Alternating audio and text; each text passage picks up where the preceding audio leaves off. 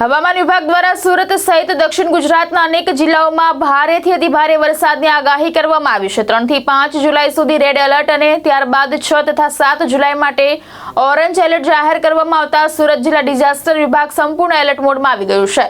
ગ્રામ્ય વિસ્તારોમાં વરસાદને કારણે અનેક કાચા રસ્તાઓ બંધ થયા છે, જો કે તંત્ર દ્વારા વૈકલ્પિક માર્ગોની વ્યવસ્થા પણ કરવામાં આવી છે।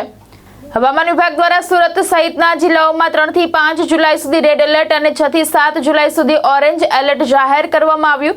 આગાહીને પગલે સુરત જિલ્લા ડિઝાસ્ટર વિભાગ સંપૂર્ણ એલર્ટ પર છે। સુરત શહેર અને ગ્રામ્ય વિસ્તારોમાં સતત વરસાદી ઝાપટા વરસી રહ્યા છે।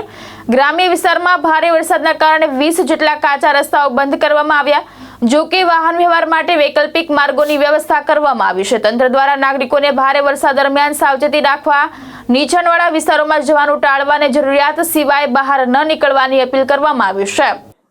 મારું નામ સાજિદ મેરુજઈ, નાયબ mamlatdar, district emergency operation centre, collector office Surat. હાલમાં જે વરસાદની સ્થિતિ છે તેમાં ભારતીય હવામાન વિભાગ દ્વારા 1 જુલાઈથી લઈને 5 જુલાઈ સુધી ભારે વરસાદ અંગે રેડ એલર્ટ સુરત જિલ્લા માટે આપેલું છે। 6 જુલાઈ માટે ઓરેન્જ એલર્ટ છે। આને સંબંધિત વરસાદ પણ સુરત જિલ્લામાં વરસી રહ્યો છે। આજે સવારેથી લઈને અત્યાર સુધીમાં 262 mm જેટલો વરસાદ અંબિકા તાલુકામાં વરસી રહ્યો છે। તેમજ અત્યાર સુધીનો સુરત જિલ્લાનો એવરેજ વરસાદ 258 mm થઈ ગયો છે। આ ભારે વરસાદની સ્થિતિમાં સુરત જિલ્લામાં ગઈકાલે એક દુઃખદ બનાવ બનેલો હતો, જેમાં માંગરોળ તાલુકામાં વીજ પોલ પડવાથી એક યુવકનું મૃત્યુ થયું હતું। આ સિવાય અમુક કાચા મકાનોને નુકસાન થયું છે। 20 જેટલા પંચાયત હસ્તકના ગ્રામ્ય રસ્તાઓ બંધ છે, તેના વૈકલ્પિક રસ્તાઓ ચાલુ છે। પ્રજાજોગ સંદેશ એ છે કે વહીવટીતંત્ર દ્વારા જે કોઈ હવામાન વિષયક આગાહીઓ આપવામાં આવે તે જાણો, એને અનુસરો। વરસાદ પવનના સંજોગોમાં અમુક નબળા વૃક્ષ હોય, વીજ પોલ હોય, હોર્ડિંગ્સ હોય કે કાચા નબળા ઇમારત હોય તેની ઓથે ઊભા રહેવું નહીં, અને આશે કોઈ દુર્ઘટનાના કારણે કે આપણને નુકસાન ના થાય તેનું ધ્યાન રાખવું।